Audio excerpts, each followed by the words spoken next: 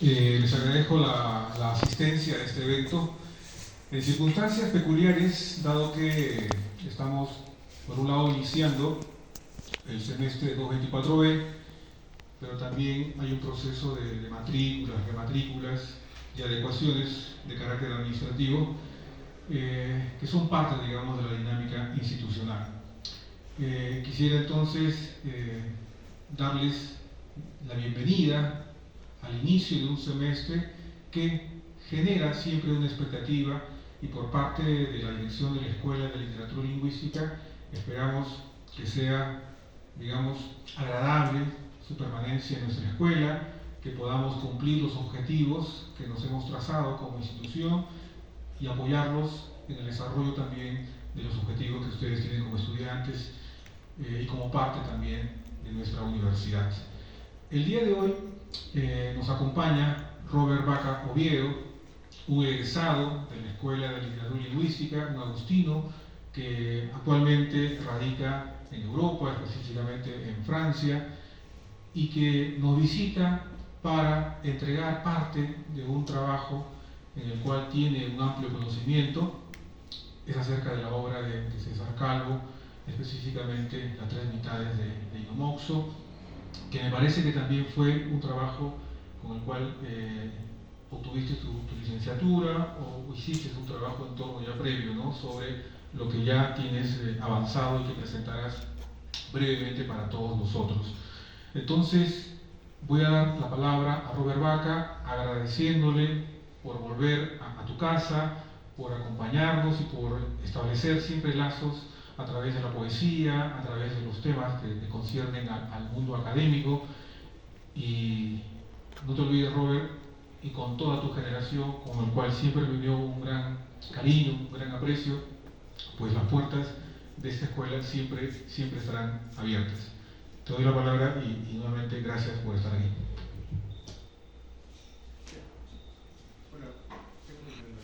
Hola. Muy bien. Muchas gracias por tus palabras, Juan. Muchas gracias por su asistencia. Sé que es un horario un poco inhabitual para empezar una clase o empezar una pequeña conferencia. Les agradezco mucho que estén aquí. Creo que es más de 10 años que no venía por la Escuela de Literatura. A pesar de que estuve en el 2022 y en el 2017, no había tenido la oportunidad de estar aquí. Entonces, para mí es un momento muy emocionante. Muy bien, vamos a comenzar. Este trabajo es un avance que estoy haciendo de la tesis, ¿no? Trabajo la representación de la ayahuasca, la planta, la Mysteriopsis capi, en 3 autores que trabajan con una perspectiva intermediaria, es decir, cómo comienzan con su obra y luego van saltando a otras disciplinas, ¿no?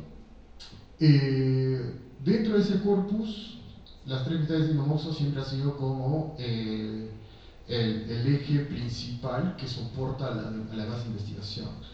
Son trabajos que ya he venido haciendo desde el 2014. Hice una tesis sobre la representación de la polémica que hubo entre José María Arguedas y Cortázar, y aparece en Las tres mitades de Inomoxo, ¿no? Y bueno, el texto se subvierte y como vamos a ver cómo Calvo allí trabaja esta representación desde una perspectiva masónica. También eso fue mi primera investigación de máster. La segunda investigación de máster está enfocada a la representación del fenómeno Fitzcarrald, ¿no? Que empieza en los años, es la historia de este cauchero que empieza en los años 40, que se reedita por primera vez en los años 40 y luego salta a la ficción con Las tres mitades de Inomoxo y también con la película Fitzcarraldo de Werner Herzog, ¿no? Entonces, vemos que Las tres mitades de Inomoxo es un libro excepcional en el sentido de que da muchas oportunidades, da muchas lecturas, siempre está actualizándose a medida que van apareciendo nuevos temas de investigación y Inomoxo siempre está allí, ¿no?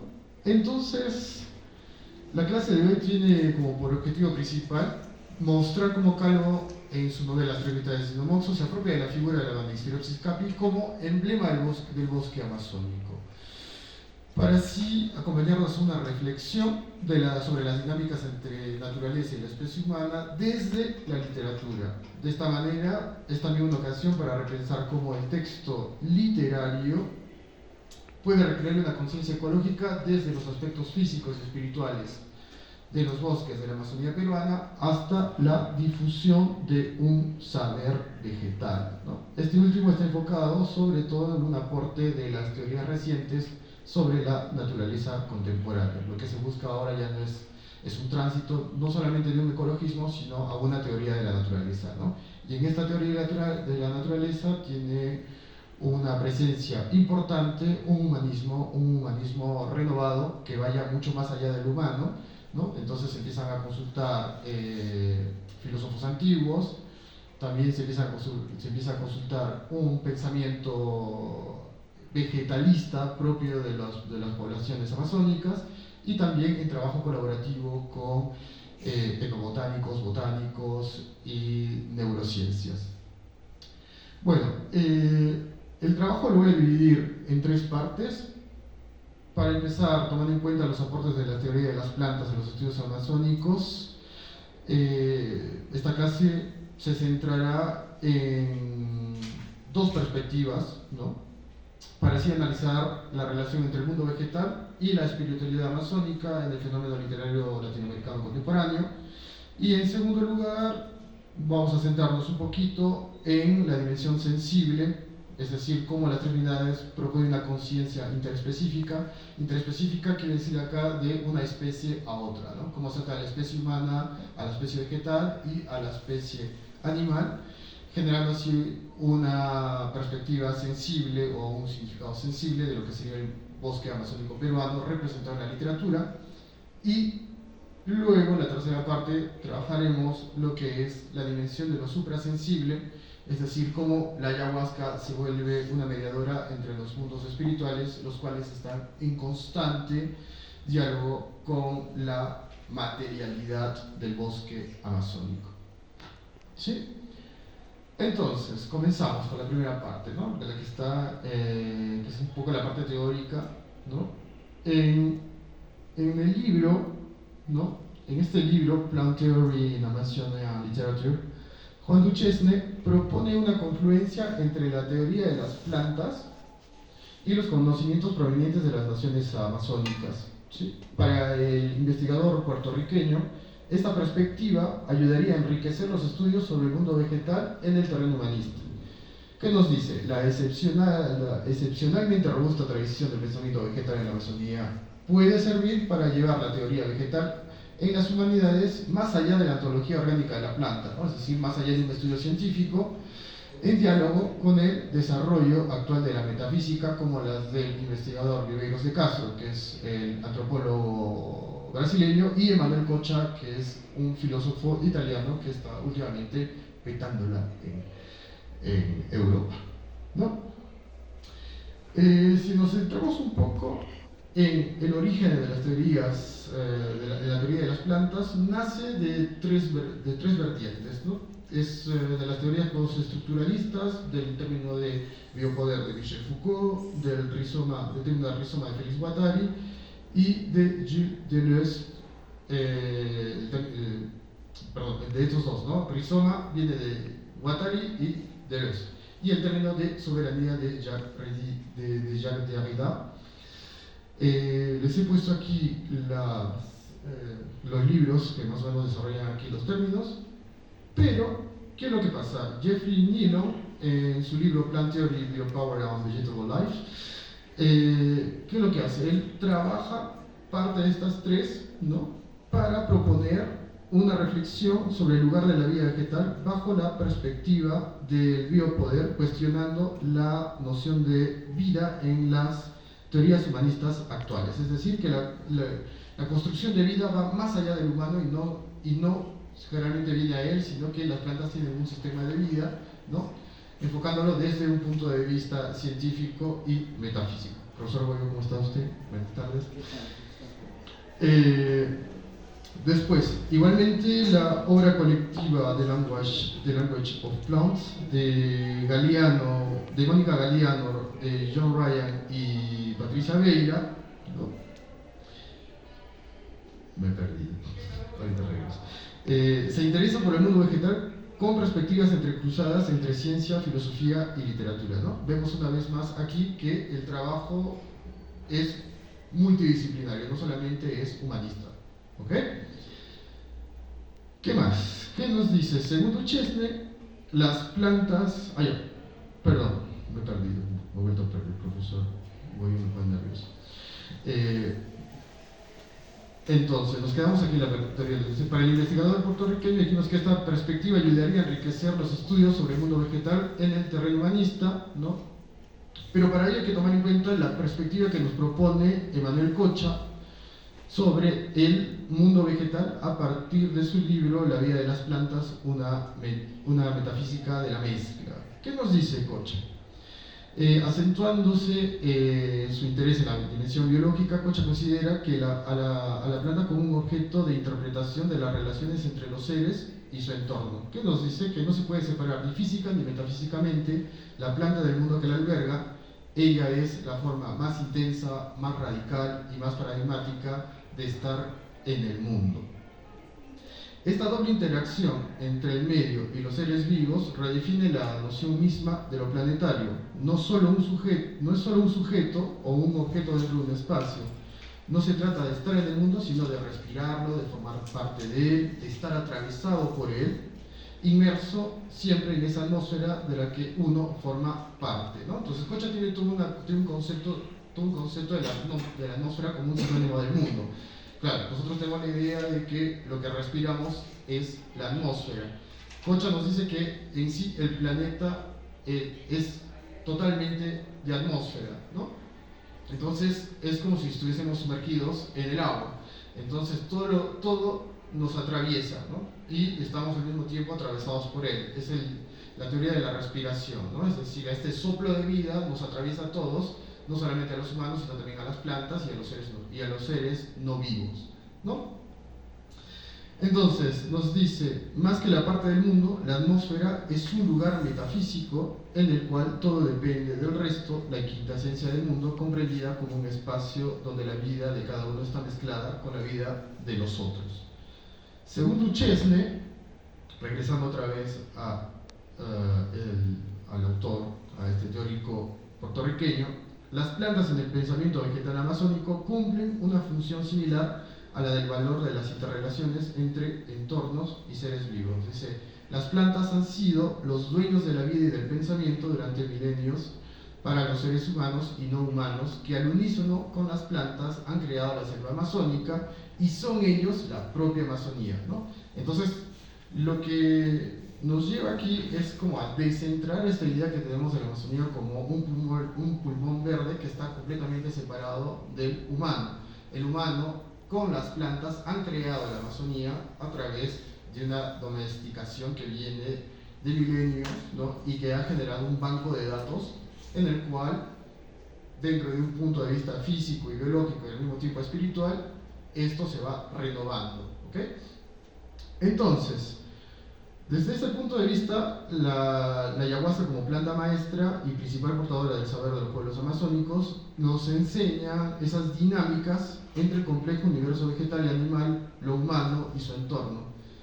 Traducida del quechua como liana o soga de los muertos, es la Banisteriopsis capi o ayahuasca, es una planta enteógena que las naciones de la selva amazónica peruana, ecuatoriana, colombiana, brasileña utilizan en un brebaje también llamado ayahuasca. Cuando hablamos de una planta enteógena, hablamos en el término teo, ¿no? Enteo es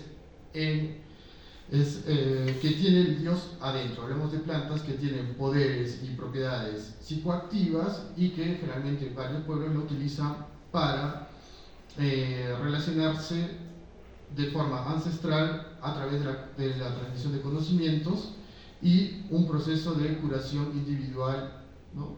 Médico y al mismo tiempo espiritual desde lo individual hacia lo social. ¿Qué más?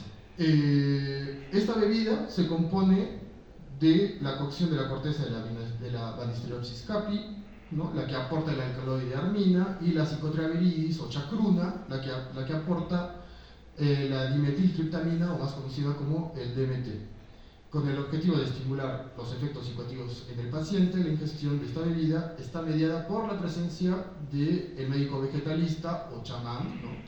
Es un sinónimo. Generalmente la mayoría de médicos vegetalistas han rechazado el nombre de chamán y prefieren que se los llame médicos, ¿no?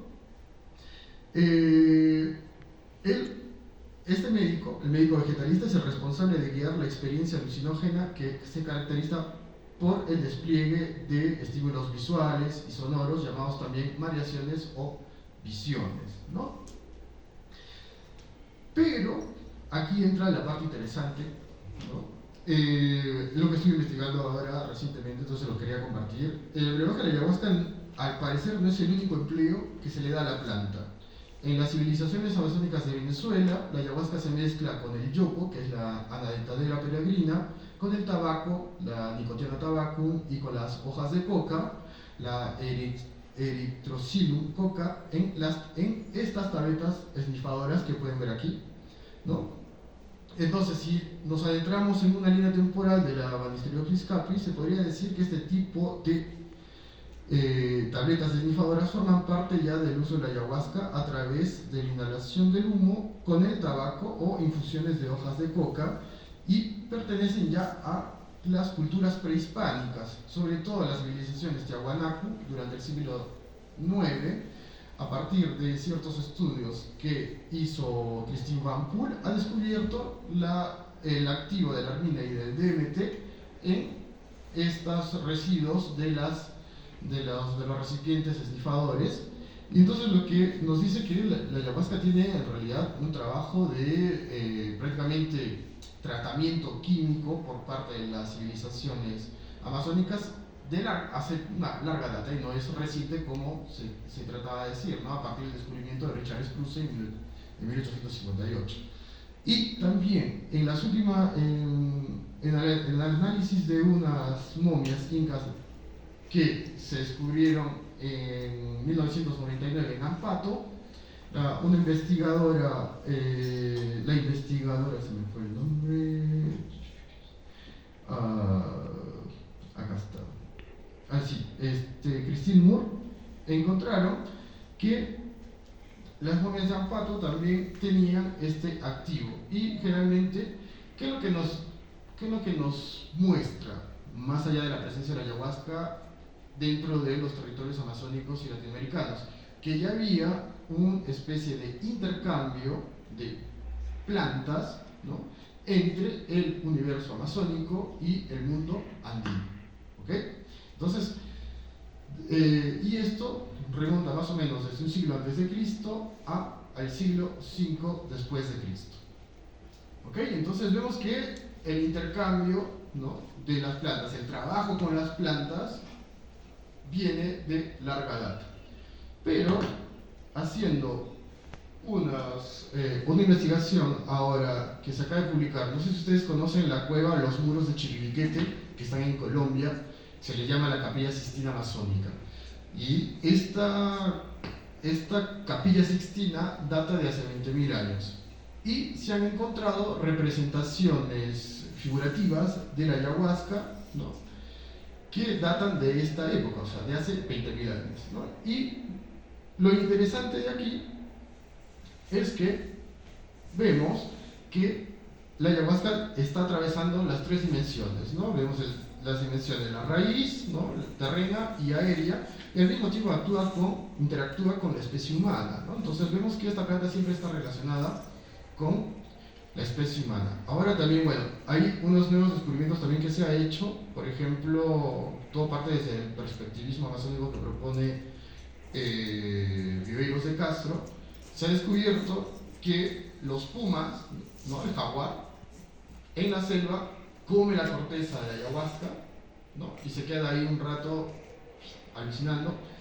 Y entonces, claro, eso lo explicaría un poco de cómo la especie humana, a través de la observación, aprendió a apropiarse de esta planta y aprendió al mismo tiempo no solamente de la planta sino también de la especie animal y por qué el jaguar tendría un estatus, ¿no? De Dios, un estatus de divinidad, ¿no? Constante en el universo amazónico. ¿Ok?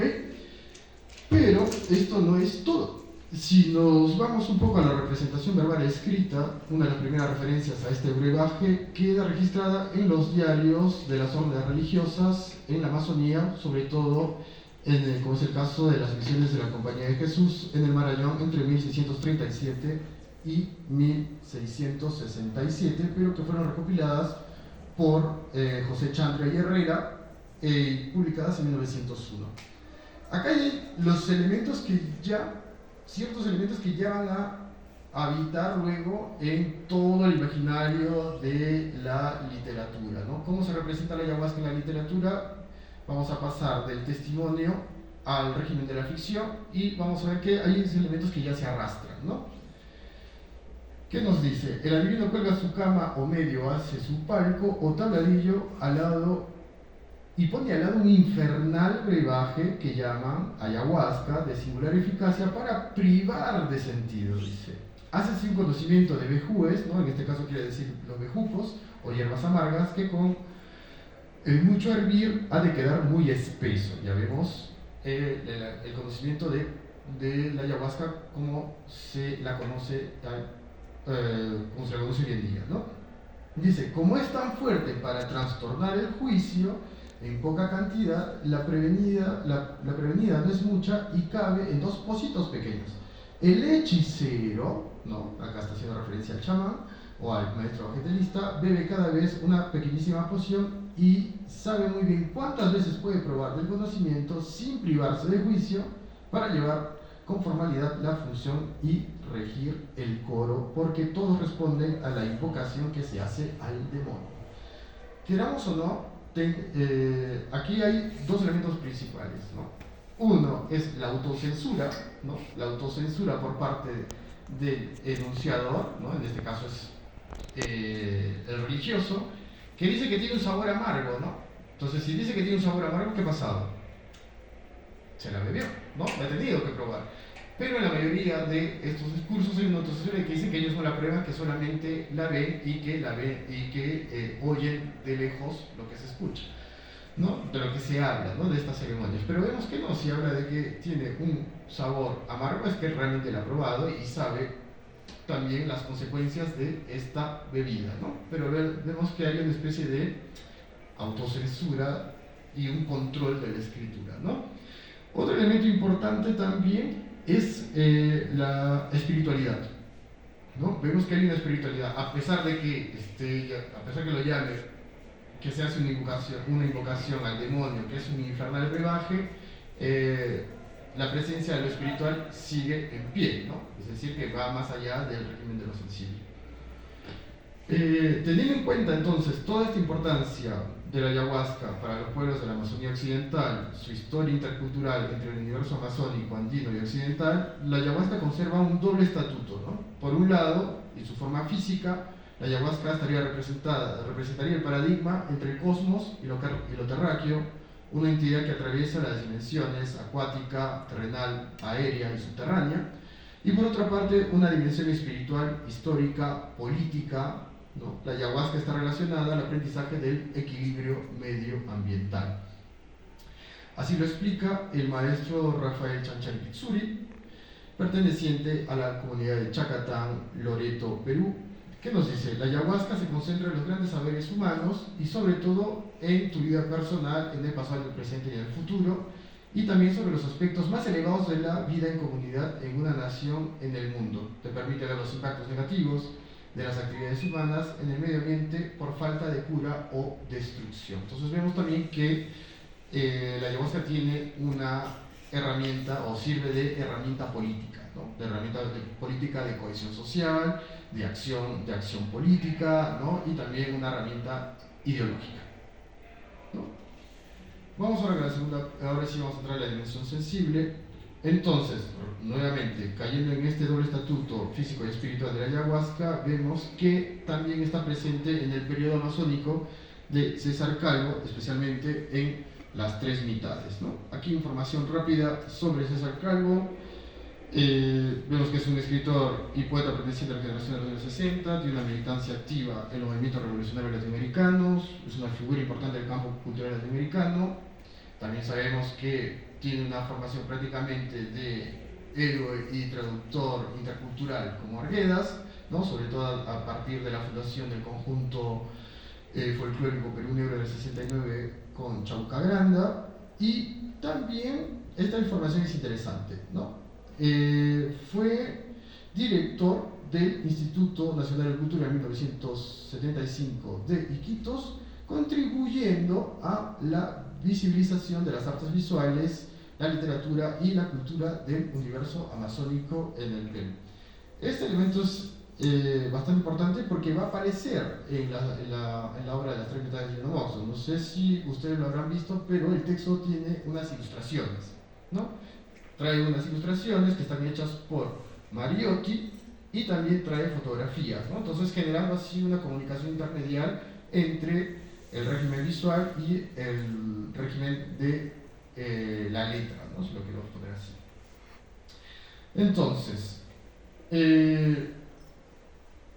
toda la experiencia vital, literaria y artística de César Calvo se concretiza en este libro, ¿no? Publicada en 1981, Las tres mitades de Lino Moxo y otros grupos de la Amazonía, es una novela que centra su trama en la Amazonía, en la selva amazónica del Perú, donde César Soriano, es decir, el protagonista y narrador del relato, junto a otros personajes, se adentran al bosque para buscar al gran brujo de la nación Amahuaca, Lino Moxo o Pantera Negra, o Manuel Córdoba, ¿no? Mientras preparan su viaje al interior de la jungla, César va conociendo misteriosamente a otros brujos de magia verde, ¿no? Que son don Juan Tuesta, don Hildebrando, don Javier, entre otros, que le inician en las ceremonias de ayahuasca. Durante los sueños provocados por esta droga sagrada, el protagonista enfrenta sus visiones personales a la historia del Gran Pajonal. Es decir, es una narración alucinatoria donde el protagonista va a contemplar la historia personal atada a otros periodos del Perú, como es el de la conquista, la colonia y lo que él va a denominar la guerra del caucho. Estas son las otras ediciones que han salido, perdón si no les he puesto las citas, pero bueno, me las sé. Esta es la edición de 1981, luego esta es la edición del 2000, la edición cubana, y esta es la edición que se hizo en el 2009 de Compeysa, y solo hay dos traducciones, ¿no? La traducción que se hizo en 1982 y la traducción que se hizo en 1995, ¿no? No hay más. Ahora, bueno, se acaba de hacer una nueva traducción con 6 barral, ¿no? Donde se ha conservado la forma de los textos porque Peysa lo había anulado, ¿no? Entonces, no sé si recuerdan, son varios tipos de letra para poder diferenciar un poco la parte de las misiones con la parte histórica. En la edición de Peysa se había un poco uniformizado ese tipo de letra, ¿no? Entonces, claro, esta nueva edición lo que está haciendo es tratar de respetar la intención primigenia del autor, ¿no? Y bueno, he tenido la oportunidad de hacer el prólogo en esta nueva edición y bueno, espero lo puedan conseguir. ¿Qué más? La selva amazónica en las tres mitades se va estructurando a partir de la creación verbal y visual de un territorio sensible donde las dimensiones físicas se mezclan entre sí formando una sola entidad, el mundo y su atmósfera. Estar en el bosque amazónico implica también aprender a respirarlo, a identificarlo con los sentidos, es a través de las enseñanzas de Lino Moxo y mediadas además por la toma de ayahuasca que César Soriano puede tener acceso a la fisicalidad del mundo amazónico, es decir, olfatear, escuchar, oler, palpar, gustar todas las entidades vegetales y animales para así conocer la selva amazónica en su más extensa dimensión, ¿no? La conciencia de esa fisicalidad aparece desde el inicio de la novela. En el primer capítulo, Lino Moxo enumera las pertenencias del aire. César Soriano aprende que el aire, es decir, ese soplo de vida del que habla Emanuel Cocha, la atmósfera, no es un solo elemento que hace posible que el mundo sea habitable, sino que es el mundo mismo. De esta manera, el bosque es un espacio donde la respiración del mundo entrecruza lo vivo y lo no vivo, lo vegetal y lo animal, lo humano y lo no humano, ¿no? Tenemos aquí una foto de Manuel Córdoba y Nomoxo, ¿no?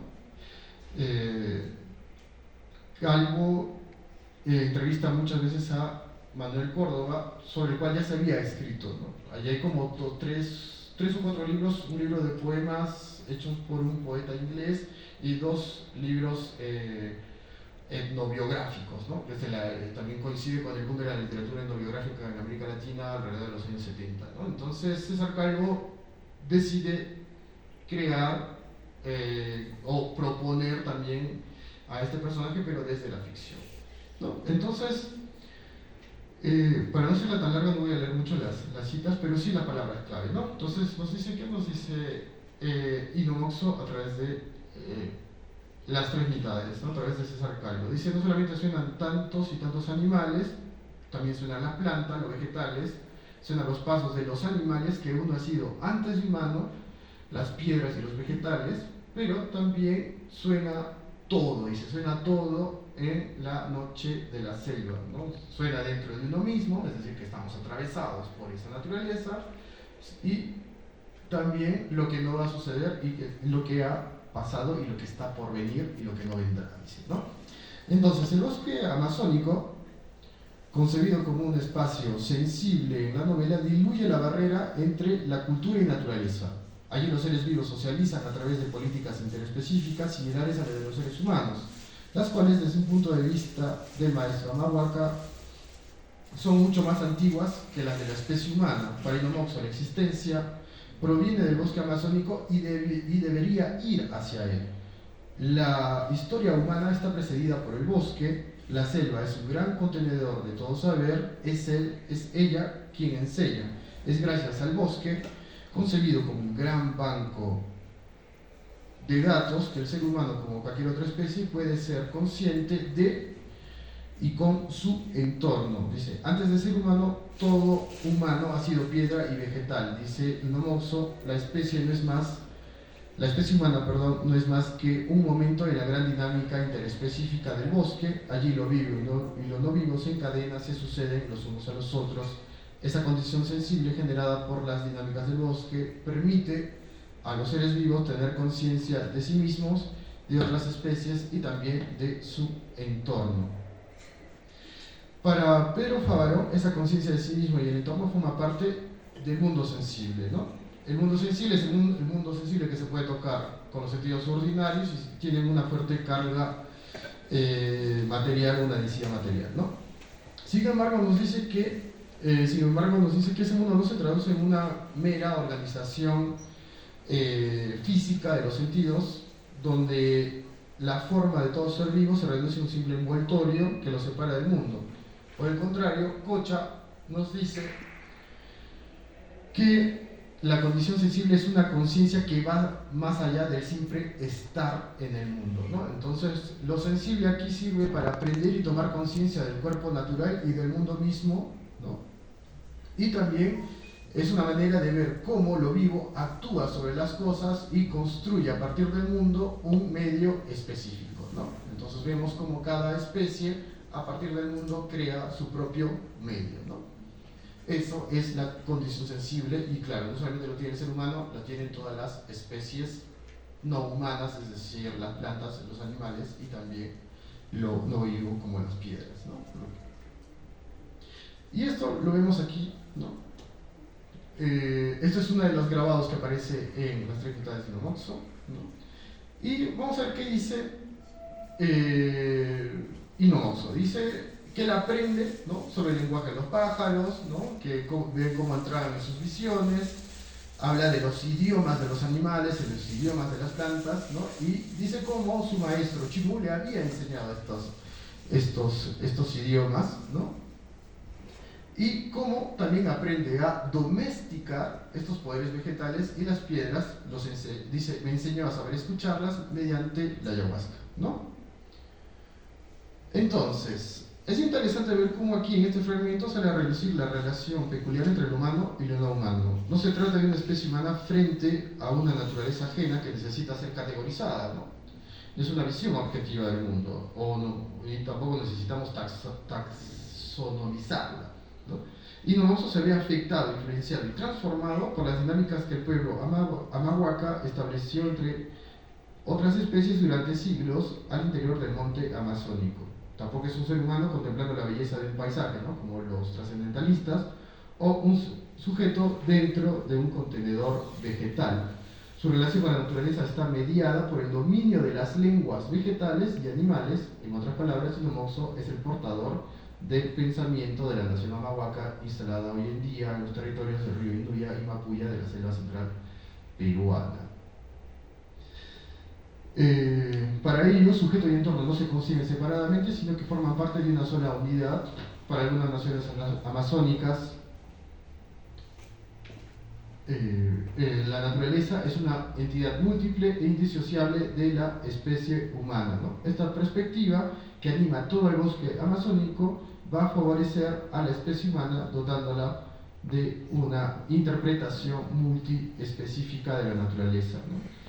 Vemos que las tres mitades se empapa de este pensamiento animista, ¿no?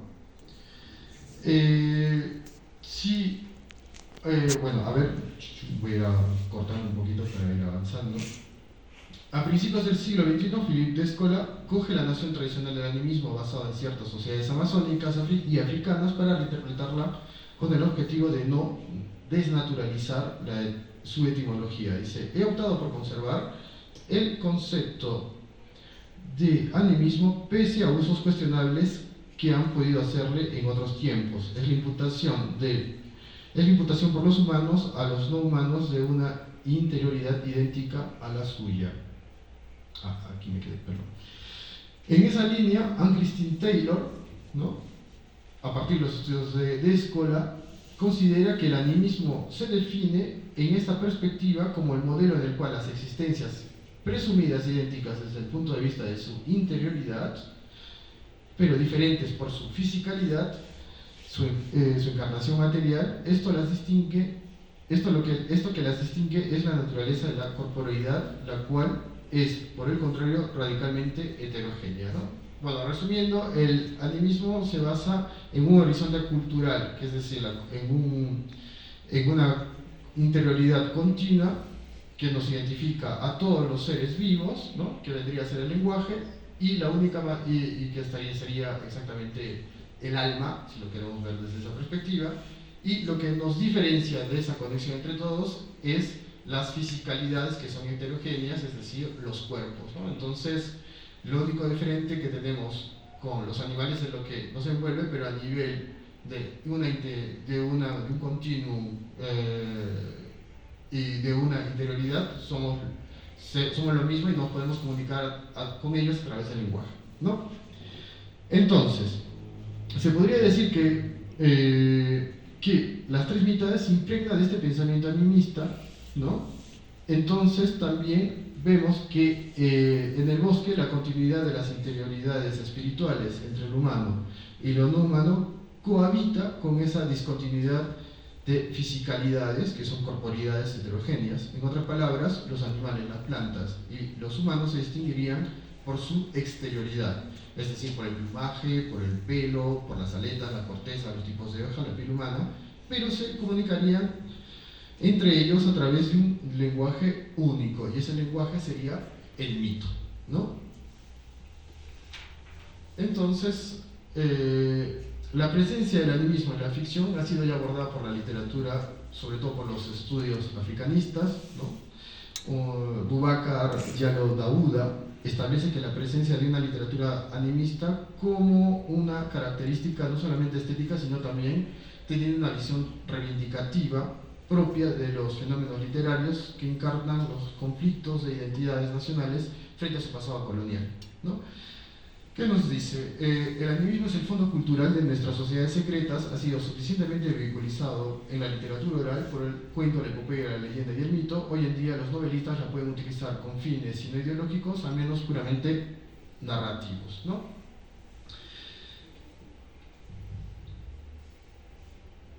Las tres mitades bebe de esa literatura animista, ¿no? En el fragmento anterior vemos cómo Ino Moxo no solo aprende del maestro Chimu las propiedades curativas de las plantas y el comportamiento de los animales. Estas fisicalidades animales y vegetales totalmente heterogéneas están atadas a Ino Moxo mucho antes de que él tenga conciencia de ellas.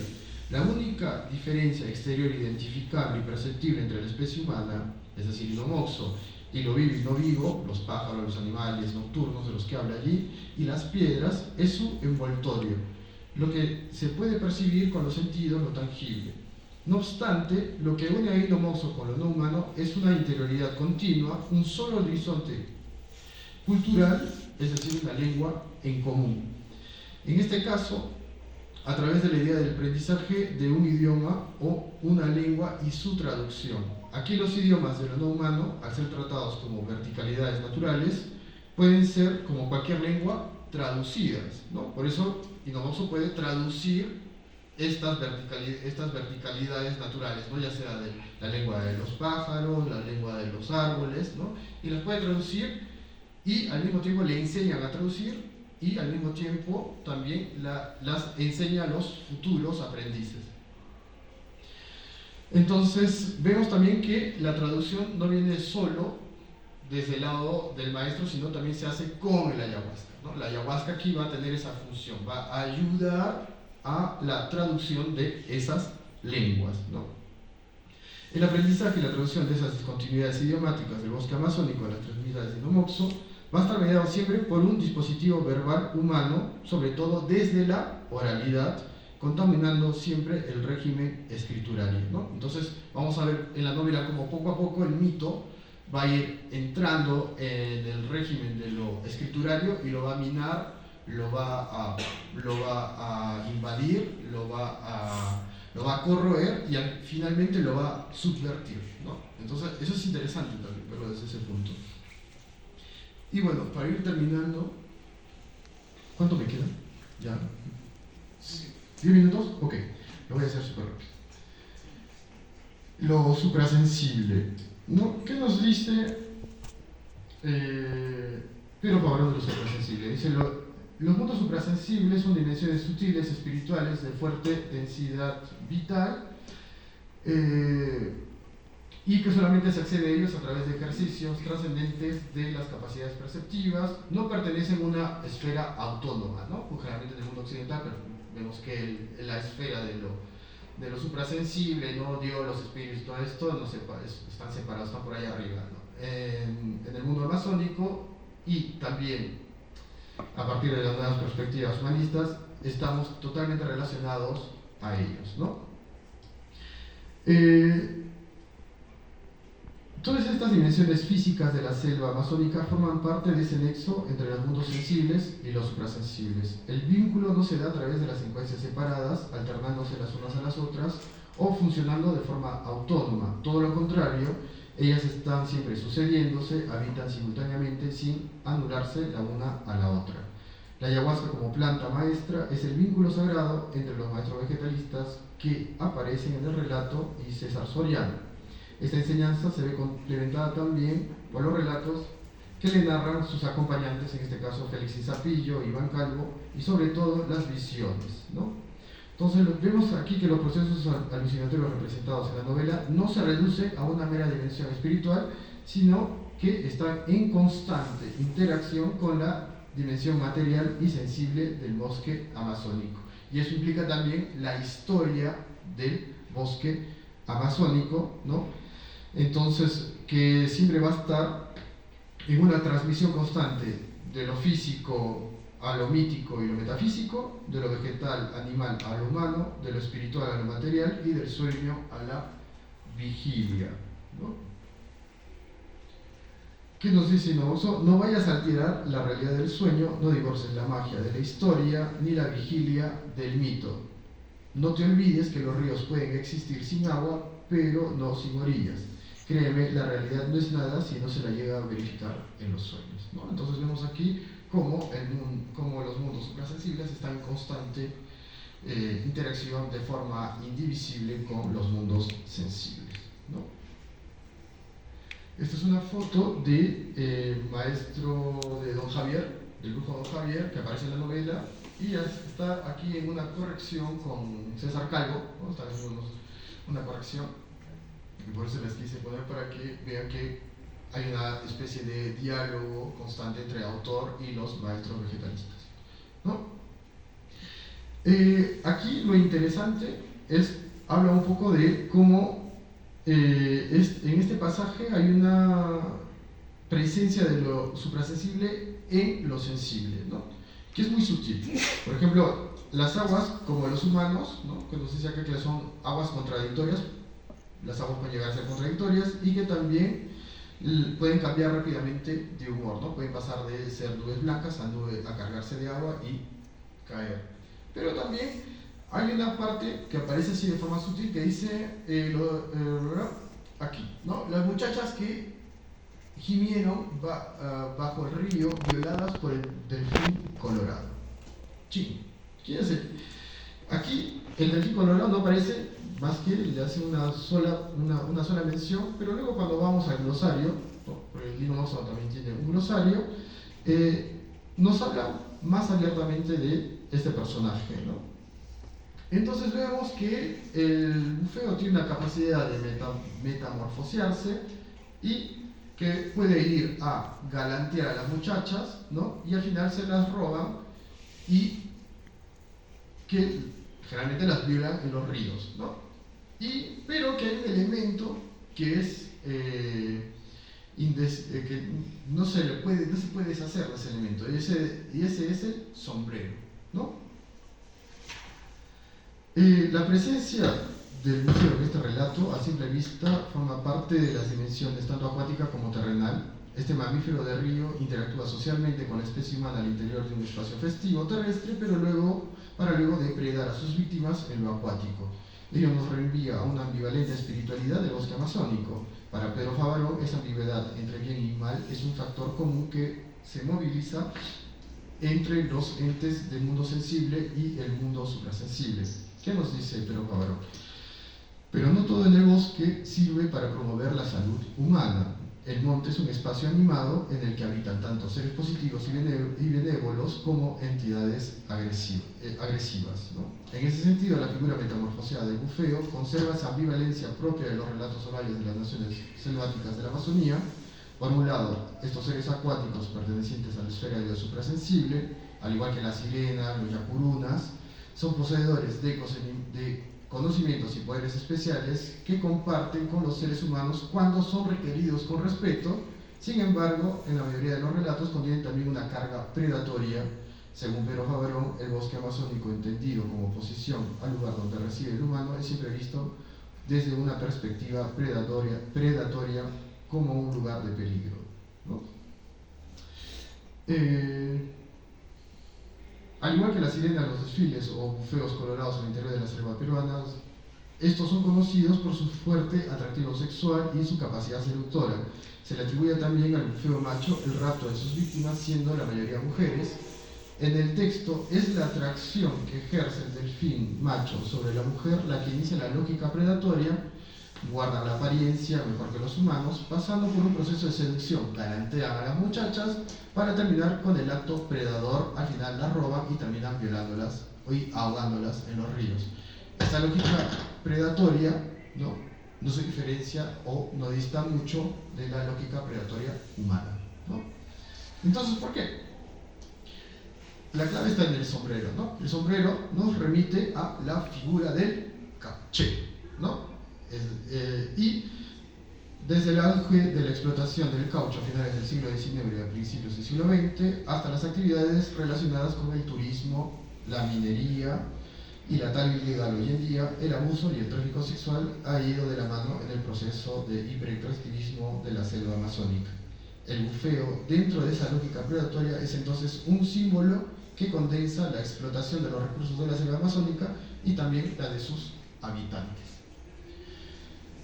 Muy bien, a manera de conclusión, ya para irme, no lo quiero aburrir, primero, ¿no? Teníamos el objetivo de centrar la Banisteriopsis capi desde su lógica alucinatoria, ¿no? Generalmente todo lo que cada vez que se hablaba de Lino Mosso se hablaba siempre de Es una novela alucinada, es una novela que habla sobre la ayahuasca. No solamente habla de ese proceso del régimen alucinatorio de la ayahuasca, sino también habla de la selva misma y cómo funciona con su estatuto de la dimensión sensible, ¿no? Todo está conectado con todo.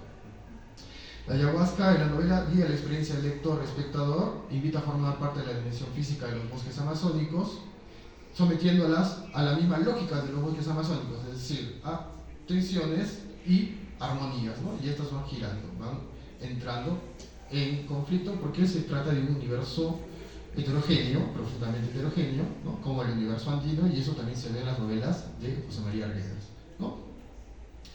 En un plano mucho más general, me gustaría que reflexionemos un poco más sobre la representación de las relaciones interespecíficas entre la especie humana y no humana en la literatura, ¿no? Tomando en cuenta esas consecuencias de un humanismo antropocéntrico producto de lo que Schaeffer llamaría la tesis de la excepción humana, ¿no? Tenemos que empezar un poco a destruir ese antropocentrismo en el cual, que también el humanismo ha sido víctima, ¿no?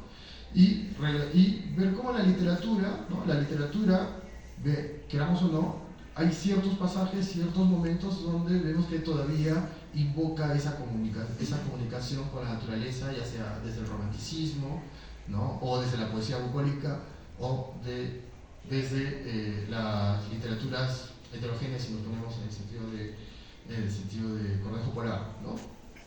Entonces, también a manera de reflexión final, este estudio, ¿no? Busca fortalecer un eje medular entre las obras de literatura latinoamericana contemporánea, donde la ayahuasca ya viene ganando terrenos, ¿no? Como una reflexión, ya no solamente pachamanística, ¿no? O de moda, ¿no? New Age, sino como una reflexión literaria, estética, filosófica, donde artistas y escritores, médicos, vegetalistas y antropólogos, etnobotanistas van buscando, ¿no? Están en la búsqueda de este pensamiento amazónico.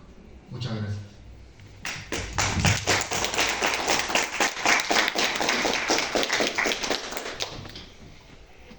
Muy bien, para ir cerrando esta participación de Robert Baca, quizá alguna consulta por parte de ustedes. Juan, adelante.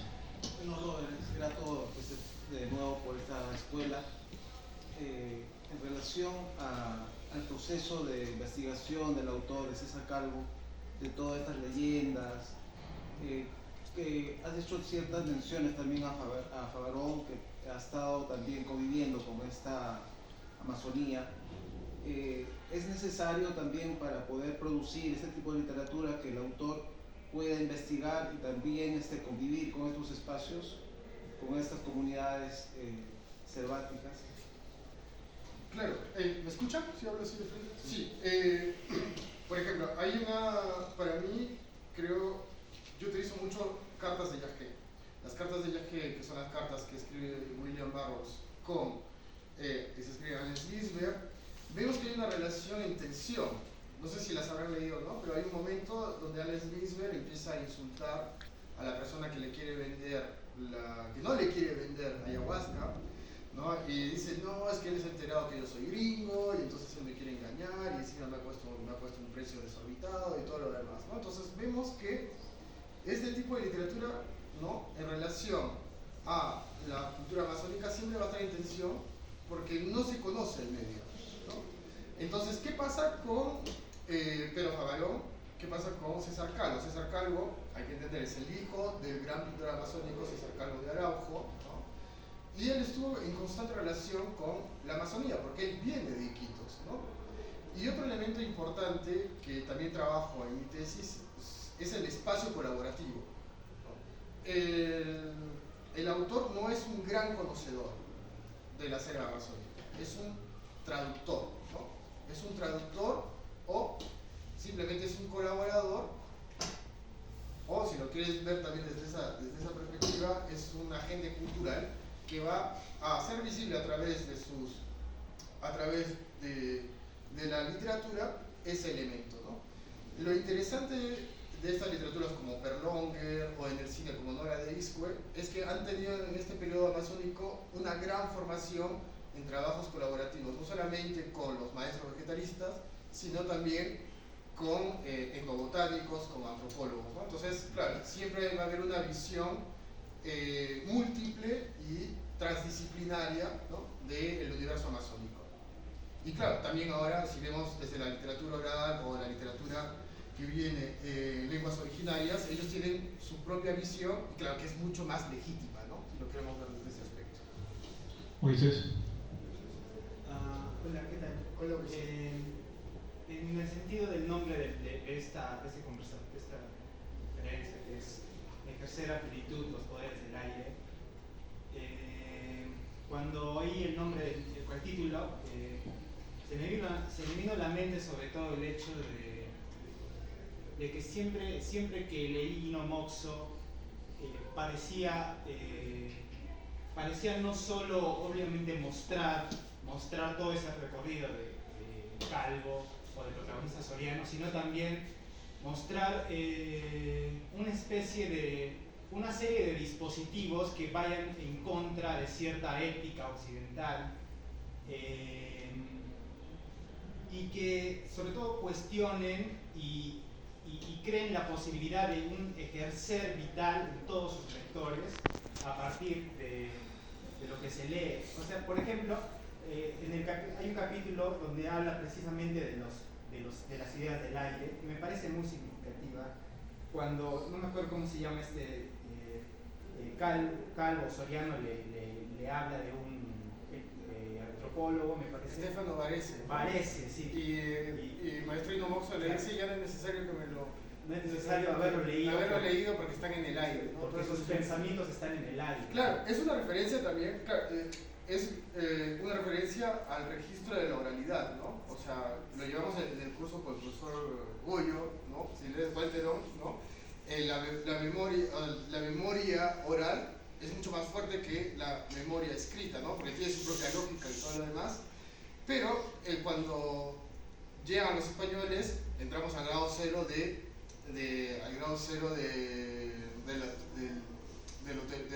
la heterogeneidad, ¿no? Igual creo que parece ir más allá de la literatura oral, porque la literatura oral, si algo tiene, es que sigue siendo registrar, ¿no? Creo que lo que hace el grupo es decir que hay algo que no se registra, hay una potencialidad, claro, en el aire que está siempre ahí, ¿no? Claro, pero la herencia, ¿no? Claro. O sea, la herencia o la transmisión del saber viene desde la oralidad, ¿no? Porque es la palabra, ¿no?, la que se va a transmitir. Pero tienes toda la razón en lo que dices, porque se va a añadir un nuevo elemento. ¿Y ese nuevo elemento cuál va a ser? Son las visiones de ayahuasca, ¿no?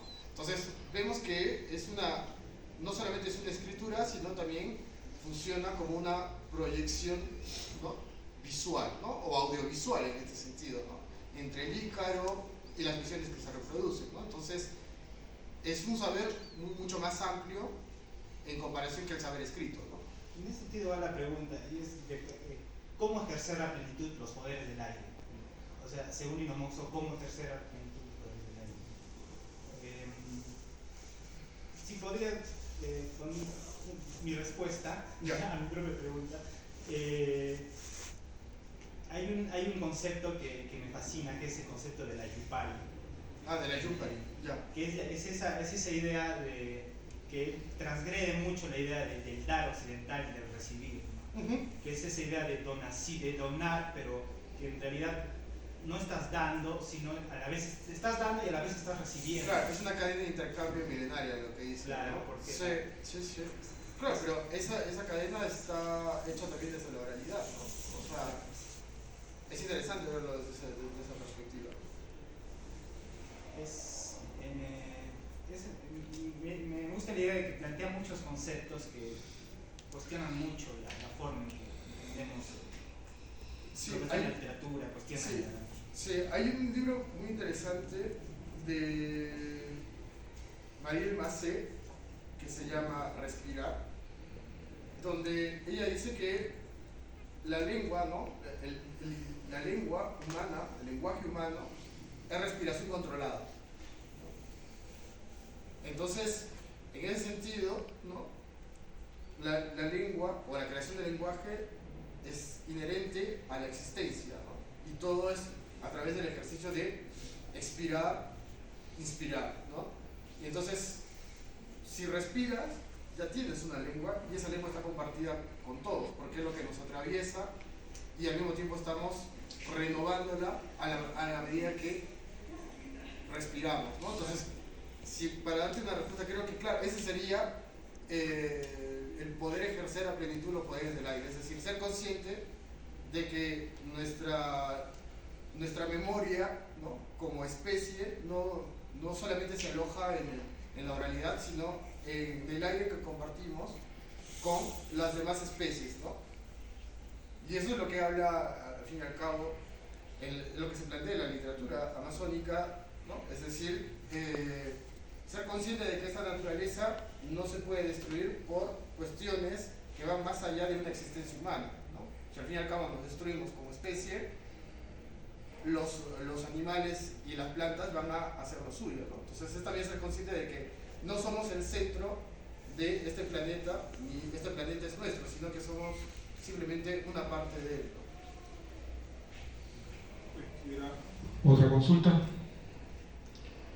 Ya, de esta manera entonces cerramos la participación de Robert Baca, reiterándole el agradecimiento a nombre de la Escuela de Literatura Lingüística y a todos ustedes también reiterarles que en este segundo semestre vamos a hacer todo lo posible para cumplir, digamos, con los eventos que hemos ya de alguna manera programado, con actividades en donde habrá presentaciones de libros y también invitados especiales como la de hoy día.